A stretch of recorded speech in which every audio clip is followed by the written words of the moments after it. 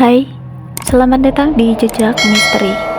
Di sini, gue bakal ajak kalian masuk ke dunia misteri yang penuh teka-teki dan kisah-kisah seram yang siap bikin kalian merinding. Di cerita misteri kali ini, siap-siap deh, kalian bakal dengerin cerita-cerita horor yang mungkin aja bikin kalian nggak bisa tidur semalaman. Berani nggak nih dengerin cerita yang bakal bikin kalian meragukan apa yang kalian lihat dan dengar di sekitar? Siapkan mental, karena cerita-cerita ini bisa bikin suasana jadi mencekam. So, buat kalian yang udah siap, matikan lampu, ambil posisi yang nyaman, dan biarkan gue bawain kalian ke dunia di mana logika kadang gak berlaku. Hanya di Jejak Misteri. Siap-siap masuk ke dunia yang gelap dan penuh misteri.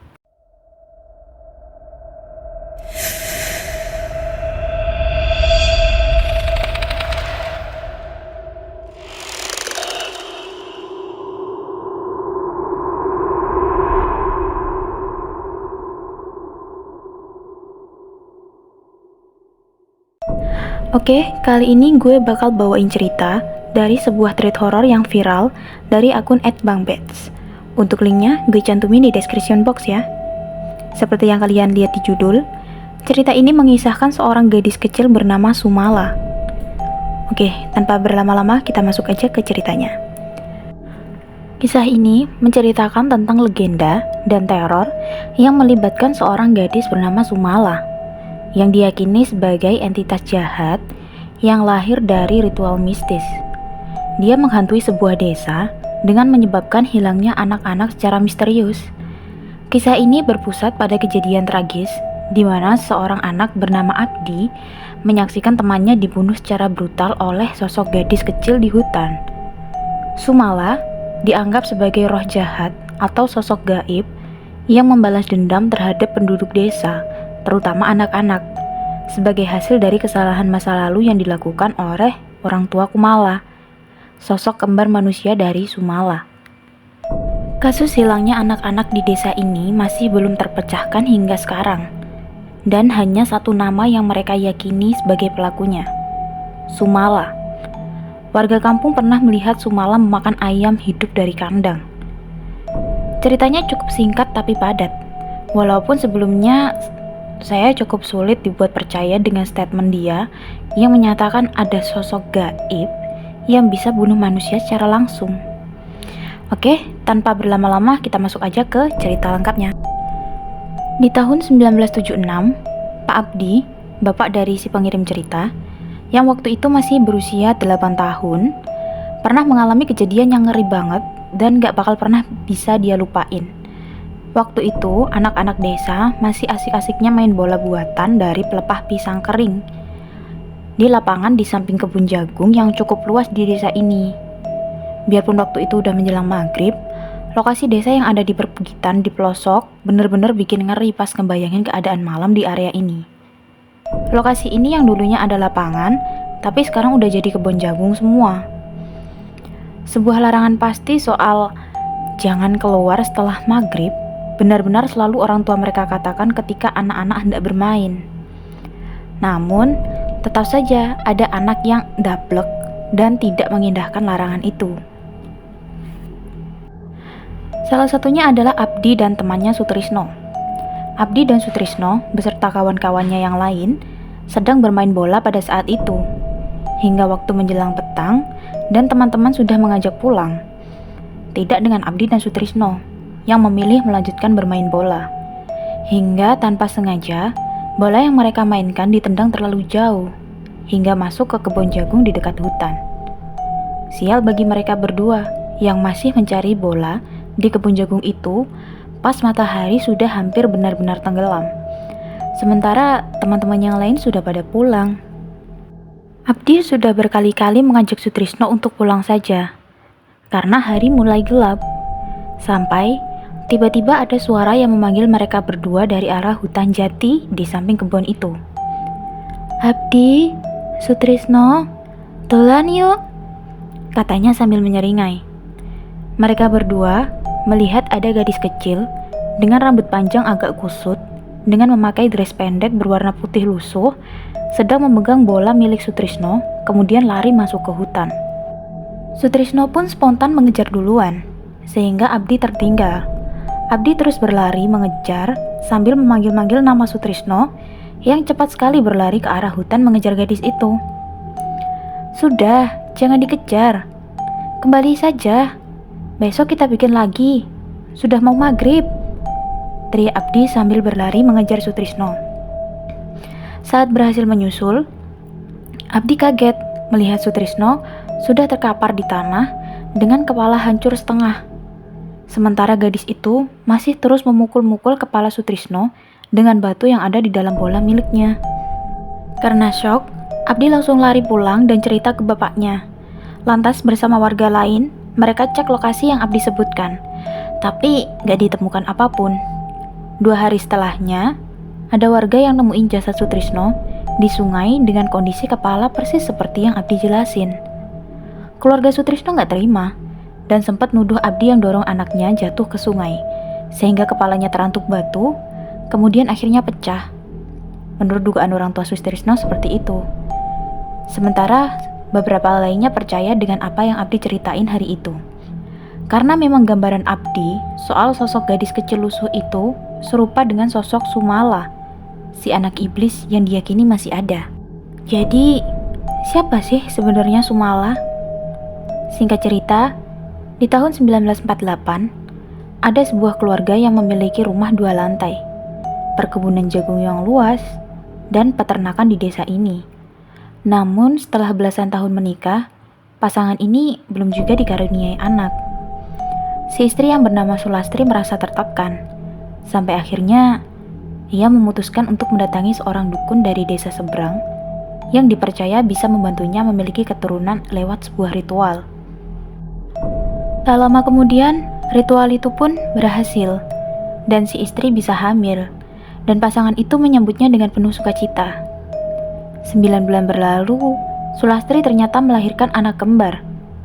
Namun satu anaknya memiliki fisik yang mengerikan, seperti gumpalan ari-ari, namun bergerak dan menangis. Sementara si anak yang fisiknya normal malah tidak menunjukkan tanda-tanda kehidupan. Sang suami yang bernama Sujiman syok dengan apa yang dilihatnya saat ini. Spontan, ia merebut dan membunuh bayi yang berwujud mengerikan itu dengan tangannya sendiri. Di saat bersamaan, saat bayi itu mati, bayi yang bertumbuh normal tiba-tiba menangis menunjukkan tanda kehidupan. Anak yang hidup diberi nama Kumala. Sayangnya, dia tumbuh dengan kondisi keterbelakangan mental, mirip seperti anak autis. Ditambah Sujiman menganggap kecacatan Kumala adalah karena ketidakbecusan istrinya dalam menjaga kandungan. Sejak saat itu, keluarga mereka sudah tidak lagi harmonis. Sujiman menjadi temperamental, dan Sulastri jadi membenci Kumala karena menganggap kesialan ini adalah akibat lahirnya Kumala. Kumala sering mendapat perlakuan kasar, bahkan siksaan dari kedua orang tuanya.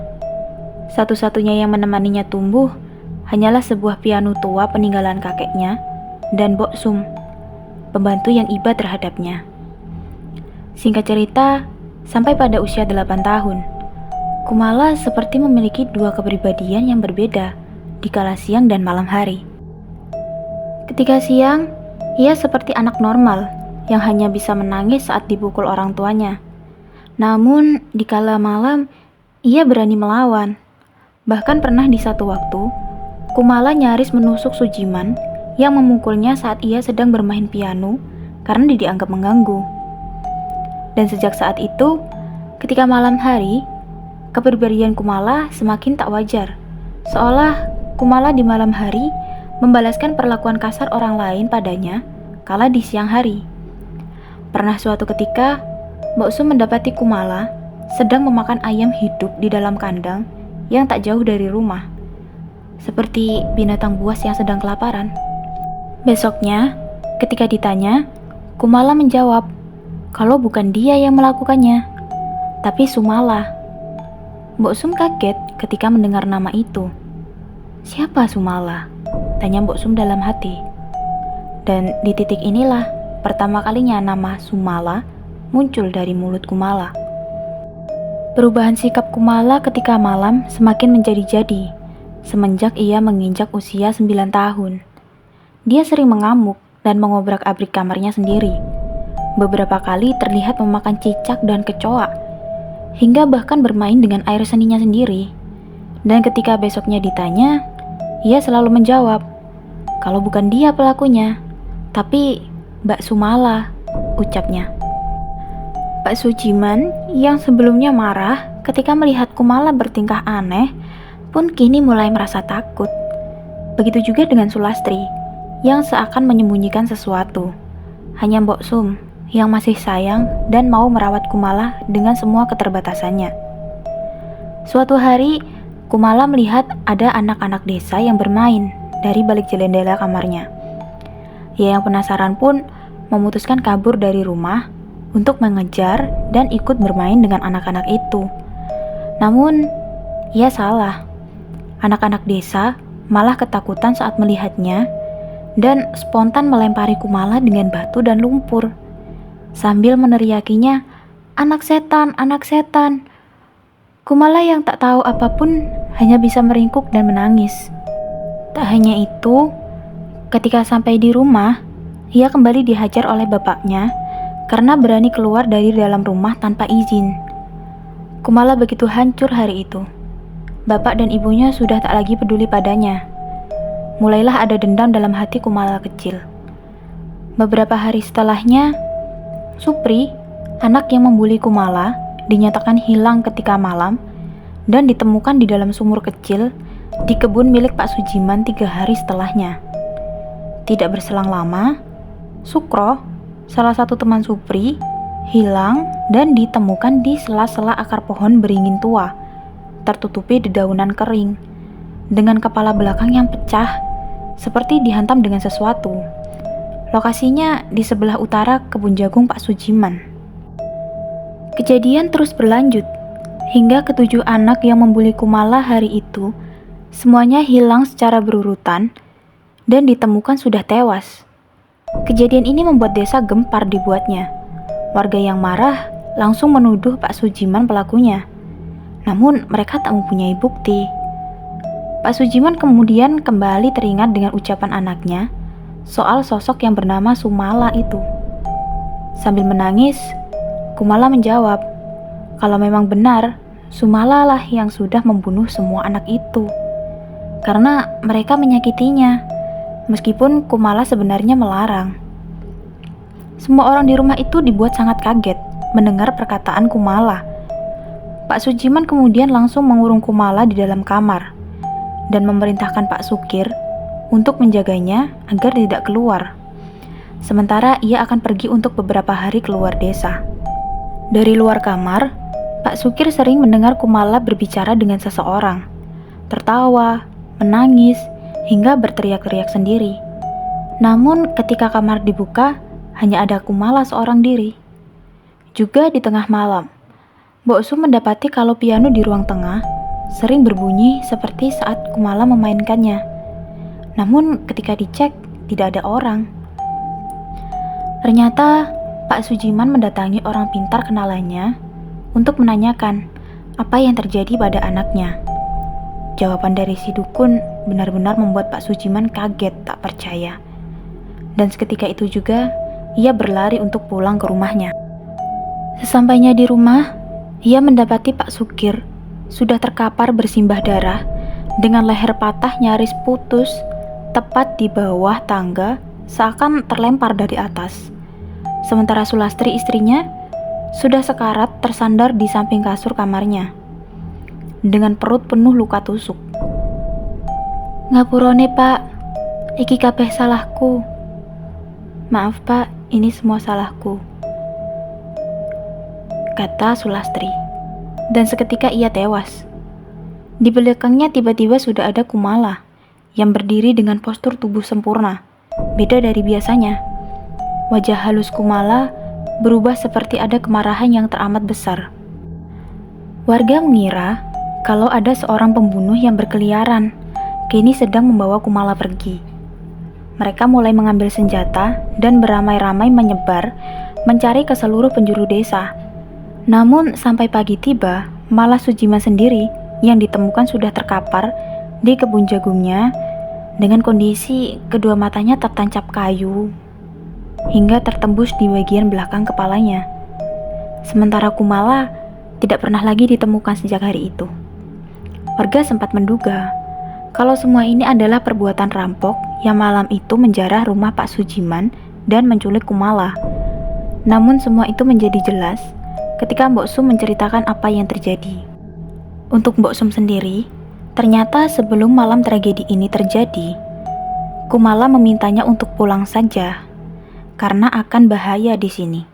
Dan untunglah Mbok Sum paham dan menuruti kemauan Kumala. Mbok Sum menceritakan kalau semua ini adalah buah dari ritual yang dulu Bu Sulastri lakukan untuk mendapat keturunan, yang mana memang Bu Sulastri akan mengandung anak kembar, satu dari bangsa manusia, satu dari bangsa iblis yang ia mintai bantuan. Harusnya Sulastri merawat kedua anak itu hingga usia mereka 10 tahun, dengan pantangan anak yang buruk rupa akan memiliki sifat yang buruk dan sangat nakal. Dan setelah berusia 10, anak iblis itu akan pergi meninggalkan keluarga ini sehingga mereka bisa bahagia. Namun sayangnya, Sujiman membuat kesalahan dengan membunuh bayi buruk rupa ini tepat setelah kelahirannya. Dan akibat hal itu, jabang bayi iblis tersebut malah akan kembali ke dalam raga Sumala ketika ia memasuki usia 10 tahun. Sumala yang sempat Kumala ceritakan sering membela dan melindunginya. Sebenarnya adalah saudara kembar beda alamnya yang memiliki sifat buruk berseberangan dengan Kumala yang sebenarnya baik dan pendiam. Dan karena Kumala terlalu lemah untuk membela diri, Sumala selalu mengambil alih raganya ketika malam hari. Ia membalas semua yang berlaku jahat pada Kumala. Alasan Pak Sujiman pulang secepat mungkin adalah karena si dukun menjelaskan kalau malam ini akan menjadi sangat berbahaya karena tepat di ulang tahun Kumala yang ke-10, dia akan diambil alih oleh saudara kembarnya yang merupakan jelmaan iblis. Dan malam itu tepat pada hari kelahiran Kumala. Malam itu iblis sudah mengambil alih raga Sumala dan berjanji untuk mengutuk seluruh keturunan yang ada di desa ini. Mbok Sum adalah satu-satunya yang selamat di malam itu. Beliau jugalah yang menceritakan semua ini kepada anaknya. Sejak saat itu pula, larangan soal anak-anak jangan bermain ke hutan atau keluar rumah pada malam hari mulai dipercaya warga di sana. Meski begitu, kasus kematian anak secara misterius masih kerap terjadi, khususnya di malam-malam tertentu. Beberapa kejadian anak hilang dan ditemukan di tempat-tempat yang sulit dijangkau, seperti misalnya di sumur, di dalam goa, hingga tercebit di bebatuan sungai juga. Ketakutan warga akan sosok Sumala yang masih bersembunyi di hutan dan mengutuk seluruh keturunan dari warga desa ini juga masih bisa dirasakan hingga sekarang. Buktinya adalah masih ada banyak sesajen darah di beberapa tempat di penjuru desa ini yang dipercaya oleh sebagian warga yang percaya itu ditujukan untuk menahan amarah Sumala. Oke, kali ini ceritanya sampai situ. Buat kalian yang merasa terhibur dengan channel ini, jangan lupa tinggalkan jejak dengan klik tombol subscribe di bawah dan nyalakan lonceng notifikasinya biar kalian gak ketinggalan update cerita dari channel aku. Jangan lupa juga like, komen, dan share video ini kalau kalian suka. See you next video ya. Bye-bye.